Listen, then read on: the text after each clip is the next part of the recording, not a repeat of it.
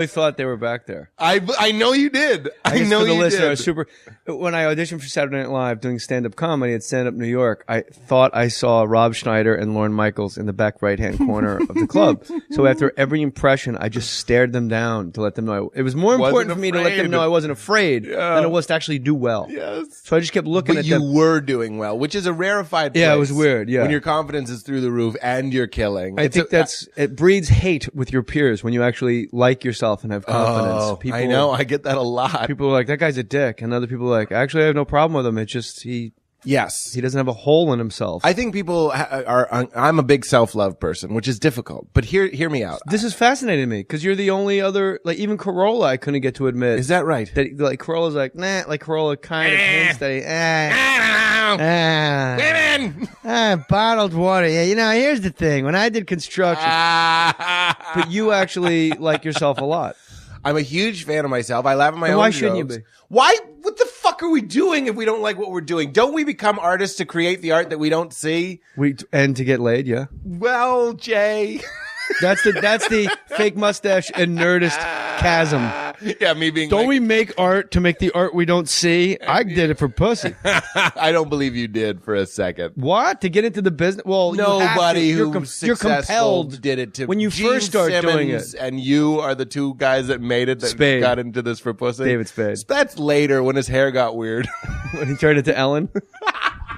when he mysteriously wore a hat for 2 years. Somehow he made a totally normal. I'm just wearing a sketch with my MTV hat. That's normal. It's owned by Viacom, right? Oh no. Here's another thing about your Tom Petty bit that I like and I want to elaborate on because you know what Google strips us of and the immediate information that you get from looking something up on the phone. And I got so excited. Well, you have a great act because when I watch your show, it makes me do hypotheticals. Whenever you see a guy do stand-up and you go, oh my God, this would be a great tag. I wish I could meet this guy and just give him like a page of tags. Yeah, sure. Now, I'm not giving you tags because that would be disrespectful, but I'm just saying like, it made me think what the thing about... Will your tags get me laid?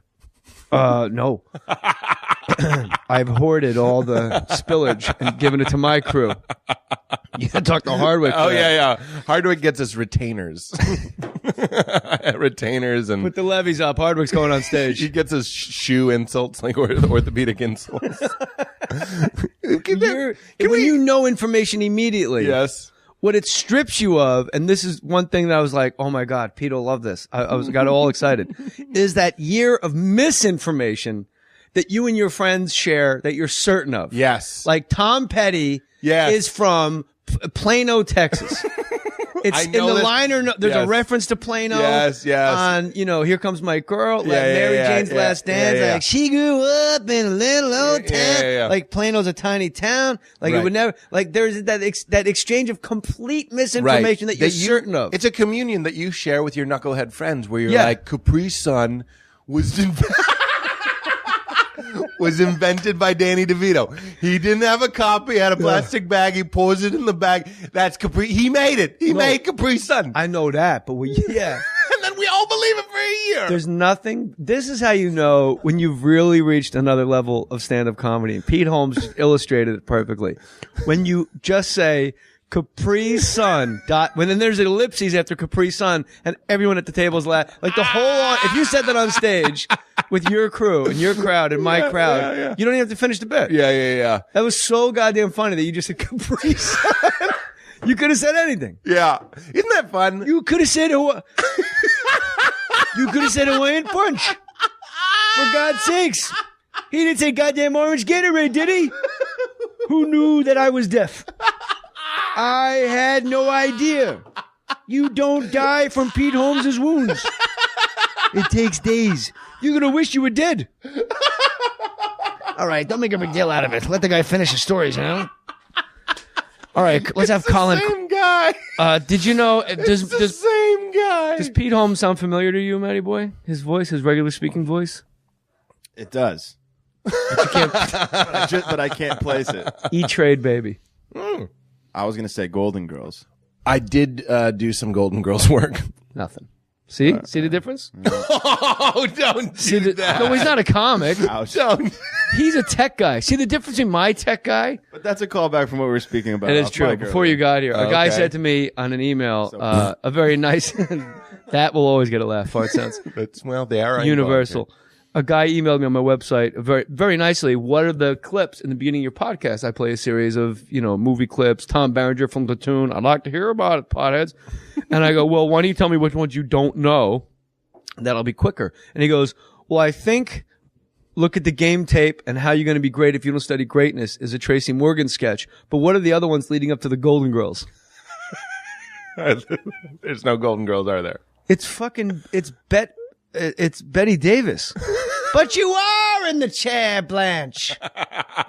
But he said it like, these are the ones I know. I know this one, and I know the Golden Girls. He didn't want to say he didn't know any of them. What are the other ones? And DeVito invented Capri Sun. I gotta go love the show. I love Danny. Did you just think of that at this moment? Oh, sure. That's fucking great. Yeah, he was the E-Trade baby. He still is, right? I am the E-Trade baby. I love on Wikipedia, anybody that writes for a show, I go, I hate my, what'd you write for? I hate my teenage daughter. Yeah. And it goes before it got canceled. And I'm like, didn't everybody write any resume? Yes. Like I wrote for Action before it got canceled.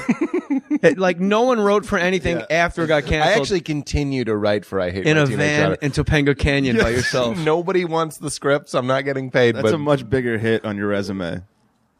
If you write after the fact. The fact that This guy has written over 40 episodes of I Hate My Teen. Is that really the name of the show? Yeah, isn't that weird? I Hate My Teenage Daughter? Yeah, that it's funny. I think A little aggressive, Pete. I think the showrunners would tell you that that's one of the reasons that it got bought because it had this kind of like edgy title. And then it was one of the reasons we got canceled was because it had this edgy title. It didn't, and nothing to do with how many people watched it, just the title. The title, just focus grouped it out. Well Like, look, played. guys, we're getting more viewers than the Super Bowl. But this title. I don't know what to do. In fact, the E-Trade people want to put the baby commercial after our show instead of right after the Super Bowl. Exclusively, but somehow it costs more. They can't do it. You know, like every year after the Super Bowl, they'll put like a show that the big launch of the biggest show in the world. Like, let's put American Idol on when it first starts on after the Super Bowl. Right. That's how big a hit this is going to be. We need 40 million TV sets to have. How great would it be if you just put on like Homeboys in Outer Space and just hyped it up like, next, after the soup, Brent Mossberger. You see that lovely lady coming up next? Alf. And not even the first. Hey, Willie. I was Alf. just tweeting. It's not that we don't, Alf, it's not that we don't like you. It's, Max. My wife did a sitcom with Max. She did the Norm Show with Max, the father from Alf. Didn't he have a crack cocaine problem? He had yes, very much sorry, so. I'm No, sorry. my wife know this laughs. She person? says at one point on the Norm Show, her, Laurie Metcalf, Norm, Artie, and Max, no one on the cast drove. 5 people, none of them drove for 5 different reasons. She has a phobia about driving. One person's a crackhead. The other one's an alcoholic. The other person grew up in New York City. They never got a driver's. One's a fucking crazy Canadian. I don't drive, you know. I don't know. You have to take the wheel. It's getting worse and worse. You got in my head. I'm getting more and more deaf. Yeah. William Hurt is going to come out and sign the rest of my impression. Now that's a reference. Can I? Do you got it? No. William Hurt. Children of a Lesser God, Marley Matlin, deaf. Still don't. Marley Matlin won an Oscar for Children of a Lesser God. She was a deaf actress. She won the Oscar. I have a lot of deaf jokes that I'm not doing. And in the movie, William Hurt is like her lover. And they have arguments all the time. Okay. That's all. So I said, if I'm going to get more deaf, William Hurt. I guess it's not that funny if I have to explain it to a brilliant comic. I actually think it's But because William Hurt it's should have got because your nominated. podcast doesn't have a warm-up comedian that we're not laughing. Well, we If do you have get- one, but he's outside smoking Newports, doing the Harlem Shake in the driveway instead of, will you please warm us up a little, Matty boy? You smoke Newports? I do smoke Newports, yeah. Interesting. I thought you were being racist towards a black man. I thought you were. Well, about he's to very say- white. Yeah, you're very white. I see that as Colin. He's very, Will you do a little warm up for us, Matty boy? It's all terrible start. I'm not a very Terrible start. Warm-up. Ask me if I'll do warm up for everybody. All right, JJ, would you do some warm up for us, please? That was your I was start. doing Stephen Wright. That is you doing warm-up? Stephen Wright doing audience warm up. Ready? In just a few moments, Kramer's gonna come out. It's gonna be amazing. If you could do everybody a big favor and not applaud when he walks into the apartment, we'll all get out of here a lot sooner. That was almost in the middle. Where did it almost go? You know my impressions better than anybody. Oh, I just took one toe onto Eddie Vedder in the middle of that. Appreciate it if you guys don't applaud for Kramer. He lives across the hall from Jerry. Now you're painting Laird. Did you see that Iconoclast? Good show. Well, Laird's a good man. He's a toe surfer. But Pete Holmes is the podcast called You Made It Weird with Pete Holmes, and it has excellent artwork. This is due to evolution. See, look at that. My warm-up brought us a very good bit. Fuck yeah. That's true. That's true. His warm-up was amazing. Pete Holmes is here, and he's a behemoth guest. You know what I do? I wear earphones on my podcast. It makes it a lot easier to do impressions. I'm surprised you don't. If I hear it, I think it messes me up, actually. Really? I have to feel it. But you. I have to imagine so the better. person do it. Yeah, but if I hear it, I'm conscious and I'm thinking about. It's like crying on camera.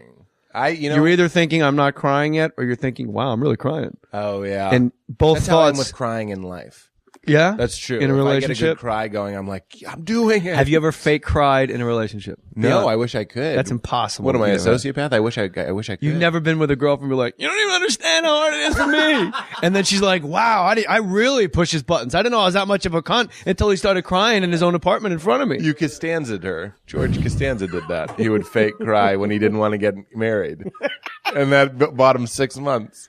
You fake cried in relationships? I remember I hated her so bad. I knew this girl cheated on me. She was a model and she went away. It was one of those things where like, With I was David in, Spade? yeah, I was in way over my head and I knew it. And she would go away to why like you gotta wear a Ibiza hat. for like a month and then she would come back and I'd like, and then, She went to Ibiza for a month? yeah, just a photo shoot, like no big deal.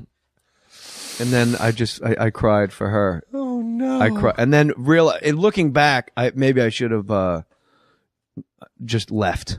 Well, yeah, that's what my therapist would tell you, to have some boundaries and be like that. No. Is your therapist a man or a woman? My therapist is a man. Dr. Gary Penn. Hold on 1 second. Oh, he's the best. Are you You're not writing anything. No, I'm just scoring. You're just... Do you have a Ralph's card? Do I? Yeah. No, I don't Okay. need the government knowing what It I is need. amazing when you go to the supermarket and they ask you, "Do you have a Ralph's card? And you say no. Would you like a Ralph's card?" No. How about you just give me your phone number and I'll give you a Ralph's card? You're like, what the fuck is going on here? Like they go, I don't go to Ralph's anymore because of that. And if I do go to Ralph's, like if I'm with the baby and I'll go to Ralph's because it's on my route, I'll go to the cashier and go, "Hi, I don't have a Ralph's card. I don't want a Ralph's card, and I do not want to talk about having a Ralph's card." It does piss you off. I've been with you to Ralph's. But then they go, "Well, why don't you give me your phone number?" And I'm like, "What the? I just told you a preamble before I put my Capri Sun down. about this. Before I lay down the Capri Sun. I'm going to get my hearing back before the end of the show." I'm not pulling the mic as far away. I want you Pete to know Holmes, that. I love your bit also about adults having candy. I'm a little obsessed about. I'm obsessed with adults that chew gum, let alone candy. I don't trust it either. Old people. You know what else? Can I add something that's not in that bit to that? I don't like old people using technology. This is not a bit. It sounds like we're launching into early morning radio. and Well, I'm doing God a bit. forbid people should do bits and get laughs on their podcasts. I don't do bits on podcasts. I've heard. I'll tell you. I just heard you on a Top Chef podcast out of Seattle. You make the rounds.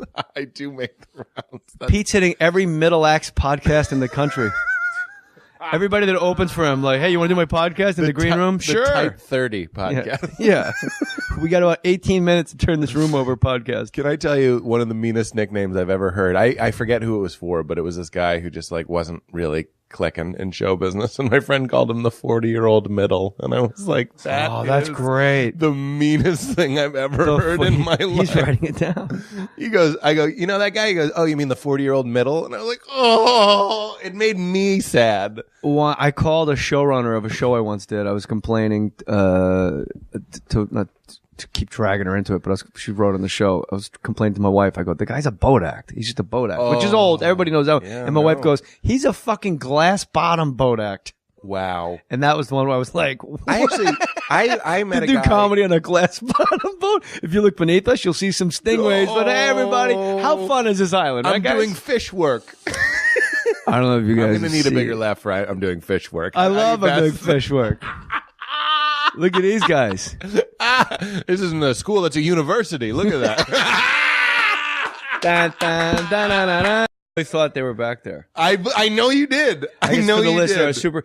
When I auditioned for Saturday Night Live doing stand-up comedy at Stand Up New York, I thought I saw Rob Schneider and Lorne Michaels in the back right-hand corner of the club. So after every impression, I just stared them down to let them know. It was more important for me to let them know I wasn't afraid than it was to actually do well. Yes. So I just kept looking But at you them. were doing well, which is a rarefied place. Yeah, it was weird, yeah. When your confidence is through the roof and you're killing. I think it breeds hate with your peers when you actually like yourself and have confidence. Do hypotheticals. Whenever you see a guy do stand up and you go, oh my God, this would be a great tag. I wish I could meet this guy and just give him like a page of tags. Yeah, sure. Now I'm not giving you tags because that would be disrespectful, but I'm just saying like, it made me think what the thing about, Will your tags get me laid? no. I've hoarded all the spillage and given it to my crew. You gotta talk to Hardwick. Oh, for that. yeah. Hardwick gets us retainers. Retainers and. Put the levies up. Hardwick's going on. Oh, I know. I get that a lot. People are like, that guy's a dick. And other people are like, actually, I have no problem with him. It's just he Yes. doesn't have a hole in himself. I think people I'm a big self-love person, which is difficult. But hear me out. This is fascinating to me because you're the only other, like even Corolla, I couldn't get to admit. Is that right? That, like Corolla's like, nah, like Corolla kind of hints that he, bottled water. Yeah, you know, here's the thing. When I did construction, but you actually like yourself a lot. I'm a huge fan of myself. I laugh at my Then own why jokes. shouldn't you be? Why? What the fuck are we doing if we don't like what we're doing? Don't we become artists to create the art that we don't see? And to get laid, yeah. Well, Jay. That's the fake mustache and nerdist chasm. Yeah, me being Don't like, we make art to make the art we don't see? I did it for pussy. I don't believe you did for a second. What? To get into the business? Well, you have to. Nobody You're who's you're successful compelled did it to when you Gene first start doing Simmons it. And you are the two guys that made it that Spade. got into this for pussy. David Spade. That's later when his hair got weird. When he turned into Ellen. when he mysteriously wore a hat for 2 years. Somehow he made a Totally normal. I'm just wearing a sketch with my MTV hat. That's normal. It's owned by Viacom, right? Oh no. Here's another thing about your Tom Petty bit that I like and I want to elaborate on because you know what Google strips us of and the immediate information that you get from looking something up on the phone. And I got so excited. You have a great act because when I watch your show, it makes me